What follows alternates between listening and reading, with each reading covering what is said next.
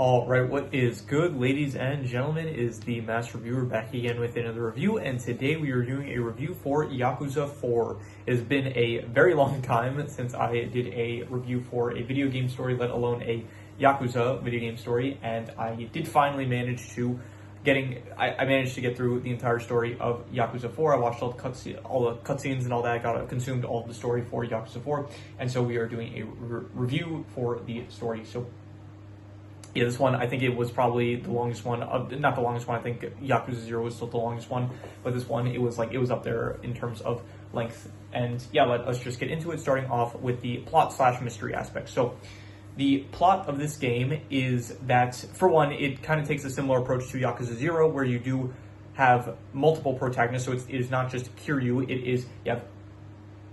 it's split into like 4 parts, with each following a specific protagonist, and then there is a 5th part where they all kind of come together for the final conclusion of these stories. So you start off with Akiyama. He is basically this guy that he was homeless and broke, but then he managed to get a lot of money at the time when the whole Genu thing from Yakuza, Yakuza Kiwami, when that whole saga went down and all the money fell off of the Millennium Tower.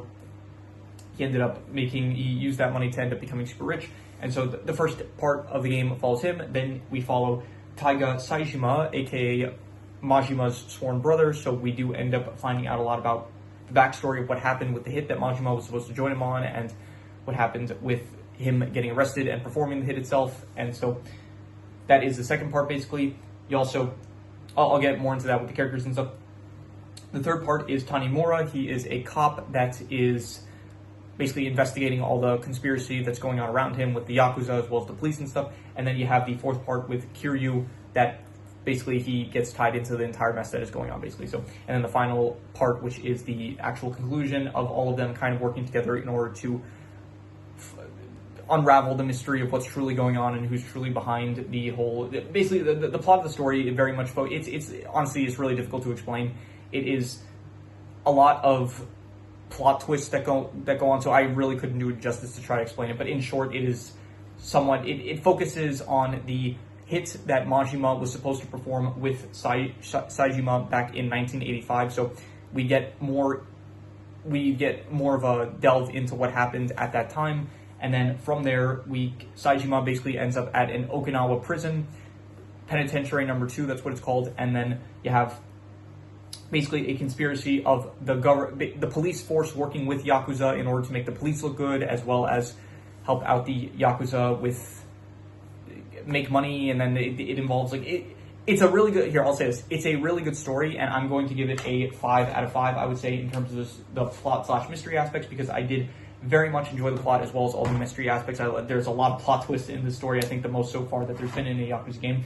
And so I really honestly can't do it justice recapping the game. I do highly suggest either you watch the cutscene story or play the game itself. Probably, I'm sure that I know that the game itself is probably pretty fun to play. So yeah, I do highly recommend it. If you do want to find out the story, this is not really a place for it. I recommend just checking out a recap for it. But definitely the plot/mystery aspects, I would give a 5 out of 5. I thought it was great, and honestly, I think this is probably I'll say it now, this is probably my favorite Yakuza game so far. I think up until this point, my favorite one was Yakuza 0, and I gotta say that I think this one takes the cake for my new favorite Yakuza game, so at least in story-wise. So yeah, anyway, moving on to the characters. So you do have 4 different protagonists, which I think it works, honestly. That does sound like a big thing to handle, being able to follow 4 different protagonists. You would think okay, that's a lot to balance, but honestly, it works pretty well. Every single protagonist was very interesting to follow along to. You have Akiyama, who's the more laid back kind of guy that's willing to. He ends up helping out. What is her name? Let me see here. Yasuko, Saejima's sister, and so you have him. He's helping her out, and then you have Saejima, where you end up finding out about the whole. You get more entangled with the conspiracy theory. Saejima ends up working with Hamazaki. Hamazaki from the last game comes back. I did not really care at all for Hamazaki in the last game, and this honestly, out of every character so far, I think Hamazaki gets the award for the most improved character from a Yakuza game, because they really made his character so much better in this game compared to the last one. So that is a definite plus. But yeah, So you had Akiyama's story. You had, so yeah, I'll go through the characters briefly. I'll just talk about all of them. Akiyama, good, liked him a lot. Saejima, as the brother of Majima, it was interesting to see his character as well. As like he is kind of very close to the central conspiracy of what is going on with the entire story. Tanimura as this police character. Honestly, up until this point, the only like police kind of character we had, from what I can remember, was Date, and Date was kind of like a more hardened kind of cop. So to get like a younger kind of character from the police force, to get that kind of perspective, I thought it was pretty good, and I did enjoy the contrast to a lot. Like, it is interesting to have like a police type cop character instead of like the regular Yakuza that we are kind of used to. And so yeah, it was like Date's good, but like this is like a nice kind of fresh perspective on like the police side of things, so that was nice.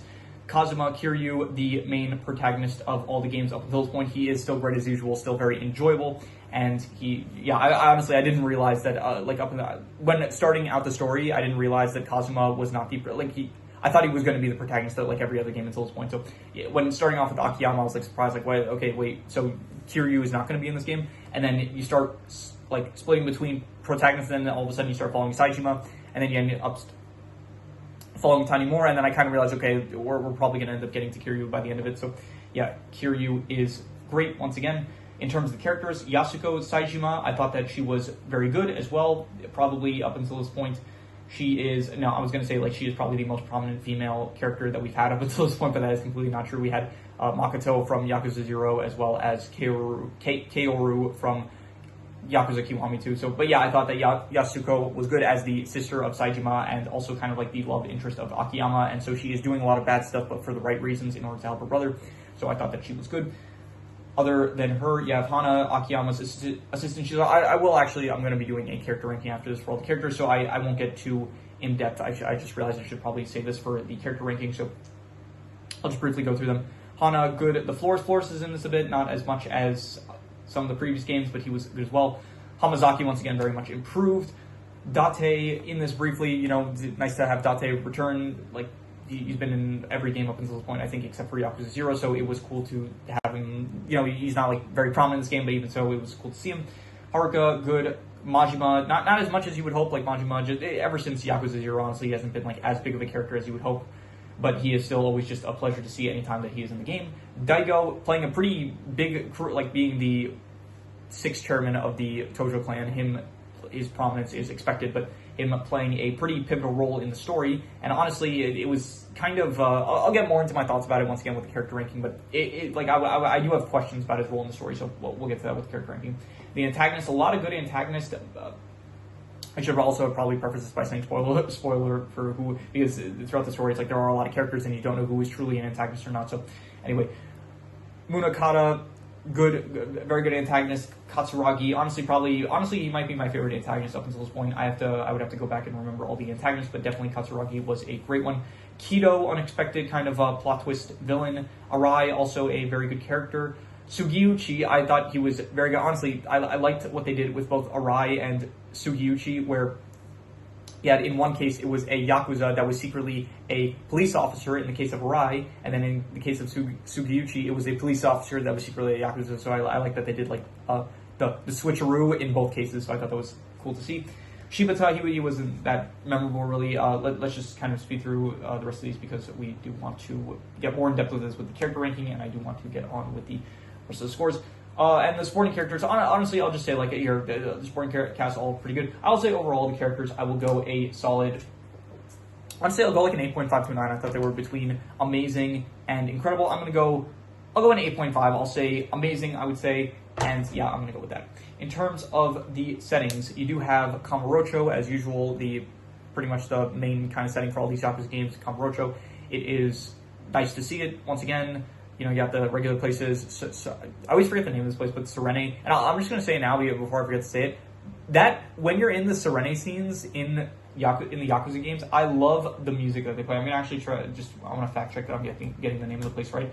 Yakuza Serene, I think, something like that. I'm pretty sure that's what it's called. So I love the music that they play in those scenes. Like, that's actually, like, the music. It's like this one song, but it's really, Serena, yeah.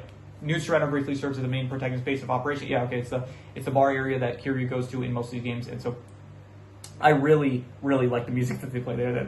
That's got some bangers there. So, like, not some bangers. It's like one specific song they play, but it's like really catchy. So, yeah, Serena is good. Kamurocho itself is very nice. You do have a bit more of Okinawa, which I do like, because I think that one of Yakuza 3's strong suits was the change of setting of it being in Okinawa. So you do have more of Okinawa, which is nice. You see the Morning Glory Orphanage. I'm pretty sure that was what it was called. And you do see some of a prison setting, which is nice because it's cool to see prison settings in these games. So you do get Okinawa Penitentiary number 2. So that was a cool setting, I gotta say. And overall, I would give the settings probably I'll go like a 8 out of 10, I'll say. I thought they were great settings. And yeah. In terms of the art style slash graphics, once again, similar to like every other case I talk about, art styles or graphics for a continuation of whatever it is that I'm reviewing, like whether it's a series or a video game franchise, the graphics slash art style doesn't really change. We're in, I don't know what year this is, to be honest. It's kind of confusing with the whole timeline of like the Yakuza games, because I understand from what I understand, it's like there was the original games, and then there was Kiwami, which was remakes, which came out, but it was coming out at around the same time that they were still releasing more games.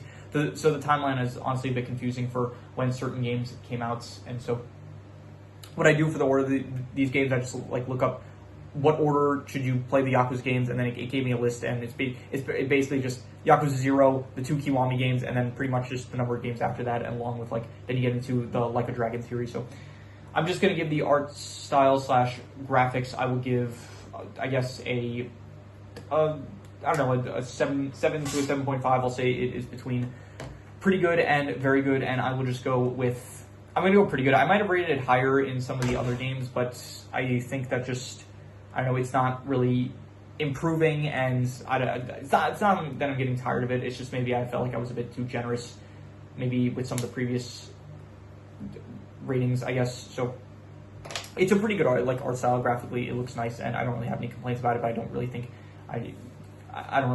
I want to rate it any higher than that. So in terms of the worst thing, I'll say the worst thing is just, and this is like pretty much, and like one of the biggest issues with all the Yakuza games up until this point, it is a very good like woven story, but because of like how long it is and all of the plot twists and stuff and all the like different factions, you have the UNO Seiwa in this game, you still have like the Omni Alliance still in the background doing its thing, the Tojo clan with like all of the subsidiary families with like the warring factions within the Tojo clan itself, along with like other clans that might be gunning to take down the Tojo clan and stuff, the police force. It's like there are a lot of factions and a lot of different moving parts throughout the story, and so it is like I don't even want to say the clarity, because I do have like a sense of like what's going on, but just the fact that it does I'll say the clarity just for the sake of convenience. But so I guess like the clarity of just the story itself, it is again a lot of stuff going on, so it does get a bit like messy at times, just like understanding everything that is happening. So I'm just going to go, the worst thing I will say is probably the clarity, which I will give I'll be harsh, I'll give it like a 4.5. I will say that it is not good. And yeah, in terms of the best thing, I think that the best thing I would say is probably, I'm not sure, I'll just reuse, I'll actually go with all the plot twists. I do actually enjoy all of the plot twists. I thought that the plot twists were, I would say, amazing to incredible, and I will go with I'll be harsh, I'll say an 8.5. I'll just say amazing, and I also gave an 8.5 for the characters, so 8.5 once again for the characters. And yeah, so that is the best score, I thought, and so I'm going to do the calculations. So King Crimson. All right, so it ends up coming out to exactly a 7.75, which would be between very good and great. And honestly, I would give it higher than that. I would give this probably an 8.5, I would say. I thought that this was amazing. It is definitely my favorite Yakuza game up until this point. I think all of the lead protagonists did a great job, and I just really was entrenched with the story of the game. And I do think that I like it more than Yakuza 0. Like Yakuza 0, I think I initially gave it an 8, and I think I would give this one an 8.5. I thought that this was amazing, and it is definitely, I think, my favorite. It might be like some recency bias, but even so, I still think that this is probably my favorite Yakuza game up until this point, at least in terms of the story, as usual. So yeah, the next video will be a character ranking, and so that is going to be fun, but yeah, that is pretty much all there is to it. So if you have any recommendations, any shows, movies, video game stories, anime, manga, web series, anything that you want me to review, leave it in the comments and I will maybe possibly check it out. With that said, that is pretty much all there is to it, so let's leave it at that.